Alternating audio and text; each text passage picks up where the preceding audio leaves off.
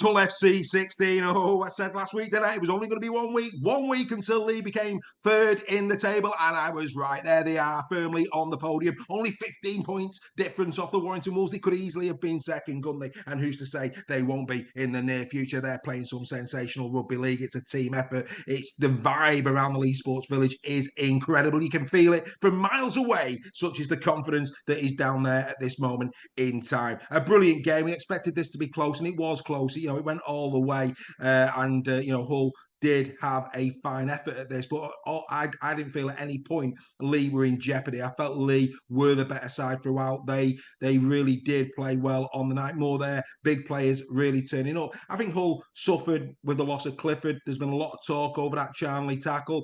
Personally speaking, I think it probably will be classed as reckless by the disciplinary committee. I get your points, Leigh Leopards fans, that Clifford is on his way down, but he didn't miss, did he? And I'd be very surprised if Mr. Charnley didn't get some sort of ban. That said, of course, with the Challenge Cup game that's coming up this week against York, I think they'll be okay, won't they? I think they won't be too concerned about that one as they go into the Challenge Cup match, maybe without Josh. But yeah, for Clifford, it's a real hammer blow that for Hull, isn't it? Major hammer blow for Hull going into that game against St Helens next week without their talisman. It's a bit of a shame for the neutral, I have to say, that he will be missing in that Challenge Cup game. Anyway, back to the more scintillating rugby league that we've seen at the Leigh Sports Village. That opening move by the Leigh Leopards down the left-hand side. If Pape just keeps hold of that ball, that's got to be a contender, certainly for try the month, maybe even try the season. Another great effort there from Leigh, just not quite getting that ball down Edwin Pape. But what a phenomenal move that was by Leigh on the left edge. I mean, Hull will be disappointed. 29 missed tackles. You can't afford to have 29 missed tackles against a team that is as good in transition as the Leigh Leopards. And, you've just got to be a lot tighter in defence, because Leigh will exploit you right throughout the pitch. Such is their quality, certainly in the halves. Lamb, a bit quiet this week by his standards, but very effective when he had his hands on the ball. But yeah, all in all, I think Hull will appreciate that's not quite good enough. In games like this, defence wins games. And even though they lost it, credit must go to Brad Fash, 46 tackles in this one, and Joe Cater, 47 tackles. But a player that I really want to highlight for the Leigh Leopards, he's Robbie Mulhern. Rob Mulhern, for me, is growing all the time. Early in the season, a lot of the spotlight has quite rightly been on the likes of Tom Amone, John Asiata, Kai O'Donnell, but Robbie Mulhern now is really starting to show his pedigree on both sides of the ball. 37 tackles in this one, 15 carries for 132 metres.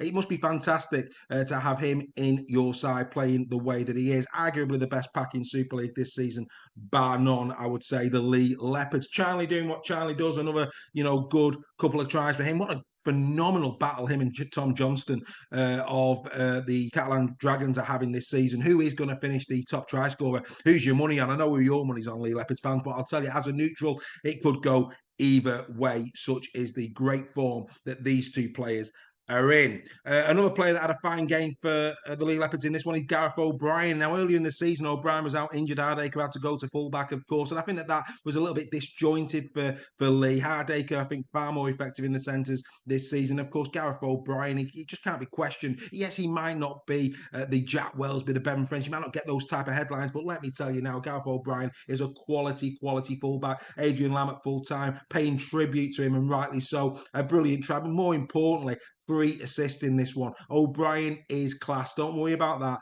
There's not many better consistent fullbacks in Super League than Gareth O'Brien. And of course, should Hardaker be off with a boot, he's not a bad goal kicker either, is he? So I think Gareth O'Brien, for me, man of the match on the night. And it took a great try at the end to make sure that the 2 points went the way of the Leopards. And, well done to Joe Miller coming in, of course, off the back of Ben Reynolds being out suspended. And he didn't disappoint. And I think, again, that's phenomenal for Leigh.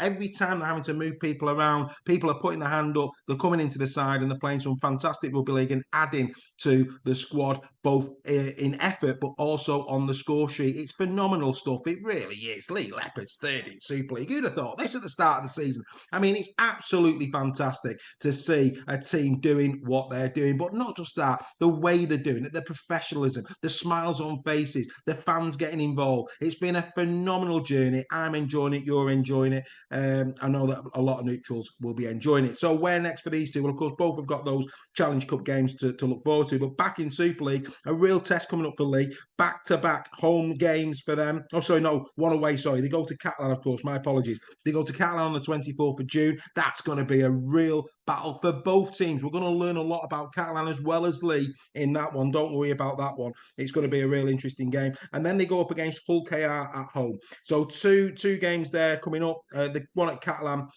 I think a lot of people will have an eye on that. It's a real shame that one's not live on the TV. I think that would have been quite a spectacle, if you don't mind me saying. As for Hull, well, Hull, of course, they march on. They've got two real difficult games looking at them. Of course, they play Saints in the Challenge Cup, and then they play them again at home in Super League the week after, and then it's Catalan for them as well. So Hull, 3 big games on the spin now, and of course, after Catalan is the Hull derby. So Hull have got a really, really big set of fixtures on the horizon for them. Which way, how their season pans out, I think is going to be determined by those 3 fixtures, St. Helens, Catalan and Hull KR. If they don't come out of that very well, I think perhaps the playoff places may be too much for them, such is the quality that's above them in the table. But what a game at the Leigh Sports Village. Congratulations to all those Be The Raw people out there. You must be over the moon with this one, and rightly so. And over 6,000 as well in the Leigh Sports Village, considering it was a Friday night and they were playing Hull, probably the furthest journey that Hull have to do in Super League. A good effort, really good effort from the Leigh Leopards fans getting out there and supporting the team. And who wouldn't want to go and watch that team at the moment? Such is the quality of the rugby league that they are playing. So the Leigh Leopards 28, Hull FC 16. Leigh 3rd in Super League. Be The Raw. Don't forget to like, comment and subscribe. And we'll see you next time.